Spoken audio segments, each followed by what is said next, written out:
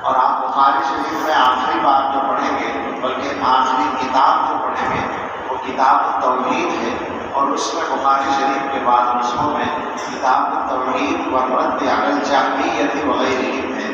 امام بخاری رحمۃ اللہ علیہ نے بھی باطل فرقوں کے رد پر باب بلکہ کتاب قائم کی ہے، اور اس میں جہمیہ کا نام خاص طور سے عنوان میں شامل کیا ہے۔ جہمیہ ایک فرقہ ہے، مشہور قول کے مطابق جہم بن صفوان ان کا گویا کہ قائد ہے، جس کے نام سے یہ فرقہ موصول ہوا ہے۔ بعض اور نام کے علماء نے لکھے ہیں۔ امام اعظم ابو حنیفہ رحمۃ اللہ علیہ کا یہ معاصر تھا، اور امام صاحب سے اس کا مناظرہ بھی ہوا تھا۔ اس کا قصہ فقط اتنا ہے کہ جناب کو یہ خیال ہوا تھا کہ اللہ تعالیٰ کی طرف ایسی کسی چیز کی نسبت نہیں ہونی چاہیے جو بندوں کی طرف منسوب ہوتی ہے، لہذا بندے کو حی کہا جاتا ہے، اللہ کو حی نہیں کہا جا سکتا، اور بندے کو موجود کہا جا سکتا ہے، اللہ کو موجود نہیں کہہ سکتے، بندے کو شے کہا جا سکتا ہے، اللہ کو شے نہیں کہہ سکتے، تو اللہ موجود بھی نہیں، حی بھی نہیں، مگر محیی بندے کو نہیں کہا جا سکتا، لہذا اللہ تعالیٰ محیی ہے۔ حی تو نہیں ہے مگر محیی ہے، آپ سمجھ رہے ہیں؟ بندے کو رازق نہیں کہا جا سکتا، لہذا اللہ تعالیٰ رازق ہے۔ اللہ موجود تو نہیں ہے مگر رازق ضرور ہے، شے نہیں ہے مگر موجود ہے، محیی ہے، ممید ہے۔ تو یہ خیال تھا کہ جو چیزیں بندوں کی طرف منسوب ہو سکتی ہیں ان کا اللہ کی طرف ان کی نسبت نہیں کی جا سکتی۔ امام اعظم رحمۃ اللہ علیہ نے اس کی جو فکری گرہ ہے، اس کے دماغ کی جو نفسیاتی گرہ ہے، اس کو بتایا ہے۔ انہوں نے فرمایا ہے کہ یہ تنزیہ کی طرف چلا تھا، بلکہ تشبیہ سے تنزیہ کی طرف، یعنی اللہ تعالیٰ کی کو کسی چیز سے مشابہ نہ قرار دیا جائے، اس مقصد کے لیے چلا اور تعطیل تک پہنچ گیا، اللہ تعالیٰ کو معطل بنا دیا، اور اسی کے ساتھ ساتھ بندوں کو بھی معطل کر دیا۔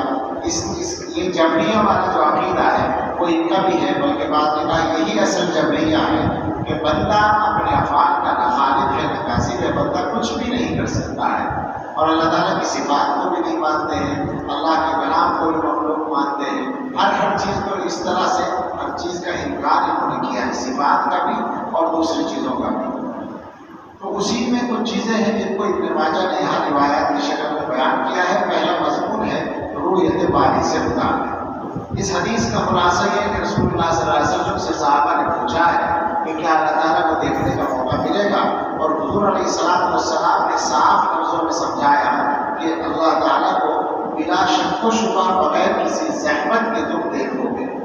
رؤیت باری کے سلسلے میں ان لوگوں کا عقیدہ جہمیہ کا بھی اور معتزلہ کا بھی اور بھی کچھ فرقوں کا یہ ہے کہ یہ رؤیت باری کا انکار کرتے ہیں۔ ان کا خیال یہ ہے کہ جس چیز کی رؤیت ہو اس کو کسی جہت میں ہونا چاہیے اور رائی کے مقابل ہونا چاہیے، جو دیکھنے والا ہے اس کے سامنے ہونا چاہیے اور اس کی نظر کے احاطے میں ہونا چاہیے۔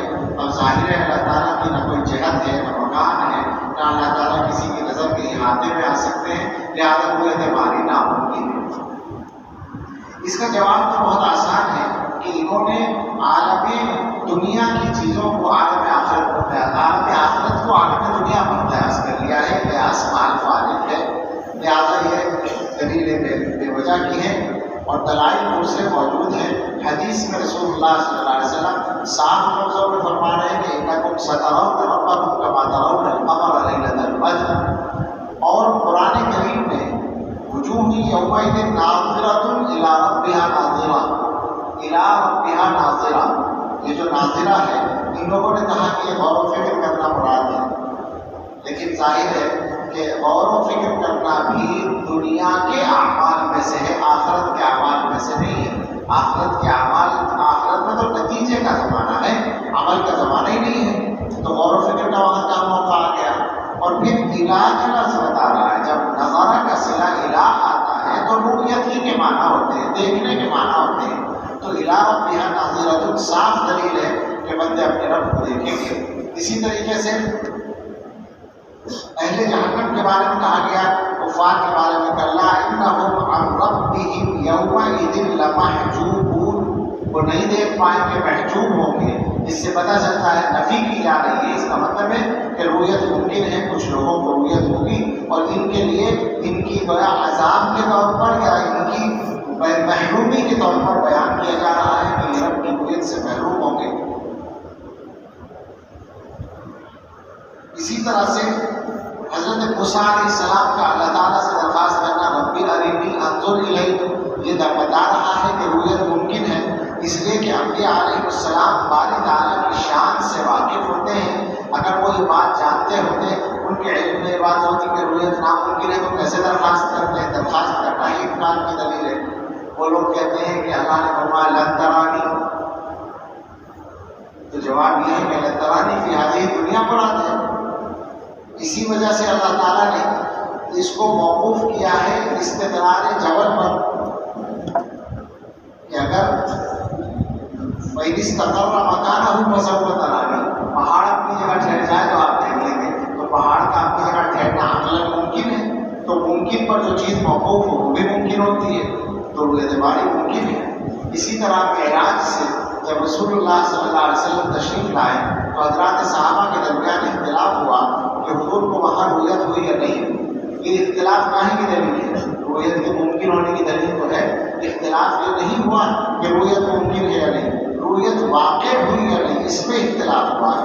یہ امکان کی دلیل ہے موٹے طور پر۔ حدیث دیکھیں، حضرت جریر بن عبداللہ رضی اللہ تعالیٰ عنہ سے روایت ہے، وہ فرماتے ہیں کہ ہم نبی صلی اللہ علیہ وسلم کے پاس بیٹھے ہوئے تھے تو آپ نے چاند کی طرف دیکھا، 14ویں رات میں، 14ویں کے چاند کی رات تھی، تو آپ نے فرمایا کہ تم اپنے رب کو ایسے ہی دیکھو کہ جیسے تم اس چاند کو دیکھ رہے ہو۔ یہاں سمجھ لیں، دیکھنے کو دیکھنے سے تشبیہ دی جا رہی ہے، رؤیت کو رؤیت سے تشبیہ دی جا رہی ہے، مرئی کو مرئی سے تشبیہ نہیں دی جا رہی ہے۔ تو اللہ تعالیٰ کو تم اپنے رب کو دیکھو کہ جیسے اس چاند کو دیکھتے ہو۔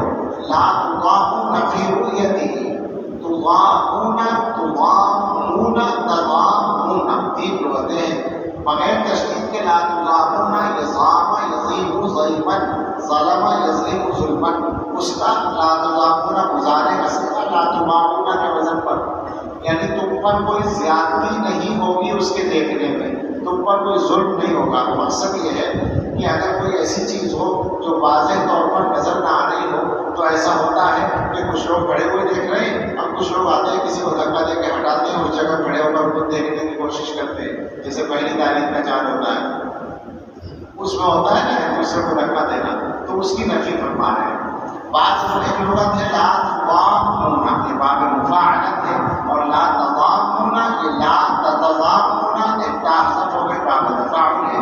تفاعل اور مفاعلت دونوں صورتوں میں یہ ضم یضم سے ہے، ضم یضم ملانا، تضامون ایک دوسرے کو ملانا، یعنی ایک دوسرے سے رگڑ کھانا، مزاحمت کرنا۔ تو اس کے دیکھنے میں تم ایک دوسرے سے مزاحمت نہیں کرو گے، یعنی بھیڑ کرنے کی ضرورت نہیں ہوگی، جسے 14ویں کے چاند کو دیکھنے میں کوئی تکلف نہیں ہوتا، ہر آدمی اپنی جگہ دیکھ سکتا ہے۔ وَإِنِ اسْتَطَعْتُمْ، اب اس کے بعد یہ الفاظ ہیں کہ اگر تم ایسا کر سکو کہ تم مغلوب نہ ہو سورج کے طلوع سے پہلے نماز پر اور غروب سے پہلے، تو کر ڈالو۔ مطلب یہ ہے کہ اگر تم مغلوب نہ ہو یعنی پڑھ سکو طلوع سے پہلے اور غروب سے پہلے ایک نماز، تو ضرور پڑھو، یعنی فجر اور عصر کی نماز کی تاکید فرمائی۔ اور آیت پڑھی آپ نے وَسَبِّحْ بِحَمْدِ رَبِّكَ قَبْلَ طُلُوعِ الشَّمْسِ وَقَبْلَ الْغُرُوبِ۔